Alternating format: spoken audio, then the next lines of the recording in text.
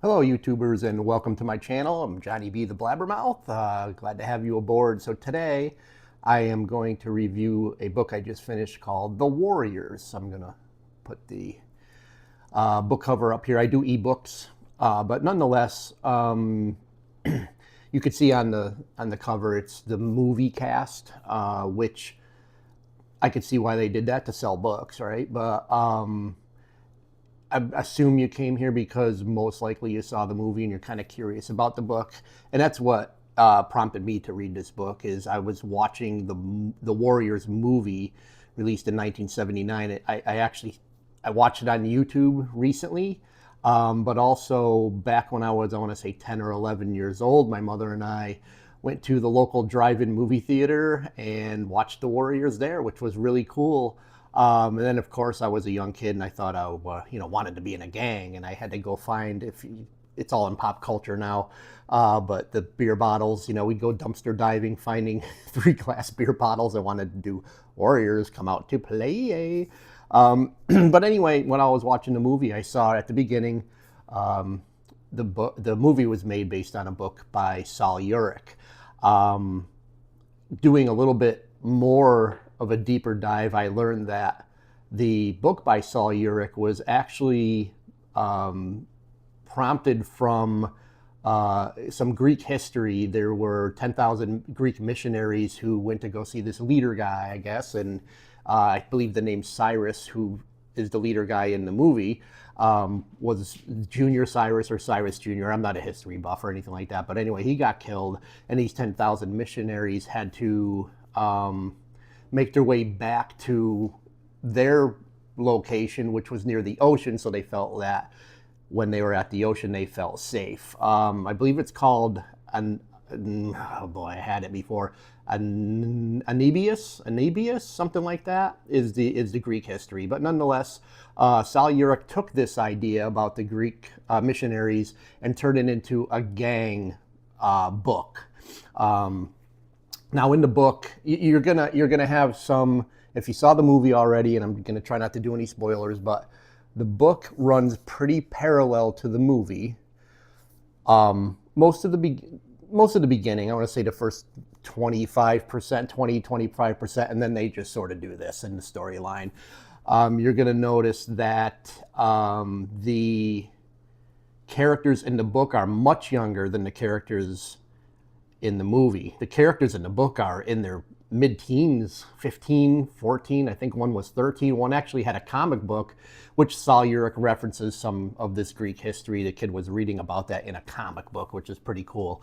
When I think about the movie and the book together, they're somewhat different. In the book, there's less violence, but the violence that's in there is much more graphic and much more detailed, much more disturbing. In the movie, you have your 1970s karate, fight them, beat them up, run into another gang, blah, blah, blah, blah, blah. So I believe it was Walter Hill who did the movie based on the book.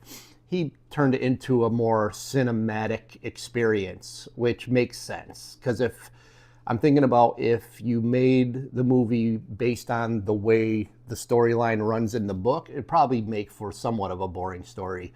In the movie, you have the antagonist, which is not in the book. Okay, what was it? The Rogues was the group, and his name was. Okay, anyway, I had that too, but I can't remember the antagonist's name. But anyway, he was from the group, the gang, the Rogues, and he blamed the Warriors, and everyone was after the Warriors. That doesn't really happen in the book. A lot of the beginning is the same. The truth is off. There's a truth. Everyone comes in unpacked.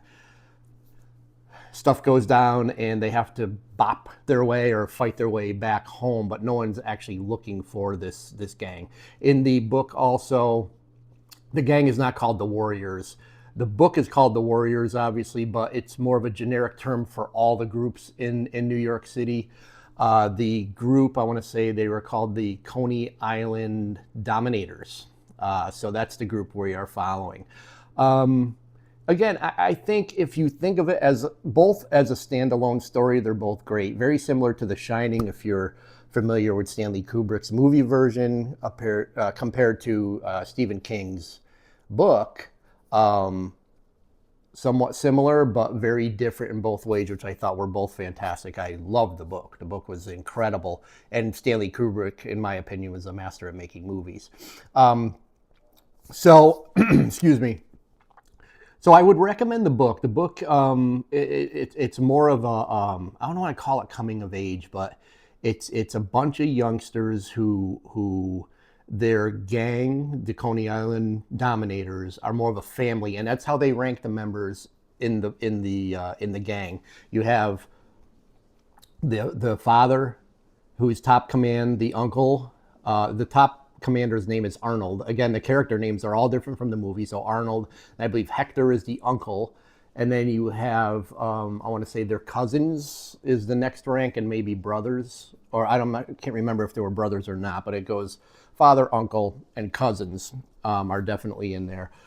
So again, I don't want to call it coming of age, but it is a family, and I think in my opinion, the ending of the book is better than the ending of the movie. The movie it's cinematic, and you had to have the antagonist, and you had to have the story, and the kick-ass fighting and all that. You don't get a whole lot of that in the book, but it is more about how young teenagers think and what they do, and the ending is pretty deep in my opinion. So on Goodreads, I don't know if you can give half stars. I gave it a 3, but really it should be like a 3.5, 3.75. I would definitely recommend reading it. But if you already saw the movie, try to put the movie aside and think of this as a separate story, because again, a lot of the names that you're used to from the movie, you're not going to run into. The antagonist, you're not going to run into. But overall, even though the story kind of does this compared to the movie, it's still a great story. Another thing in parallel too, if you watch the movie and the group runs into the orphans, they kind of run into that, and then Mercy is the troublemaking female lead in the movie. She shows up in the book as well, but it's more disturbing. So I would highly recommend it. Again, 3.5, 3.75 out of 5.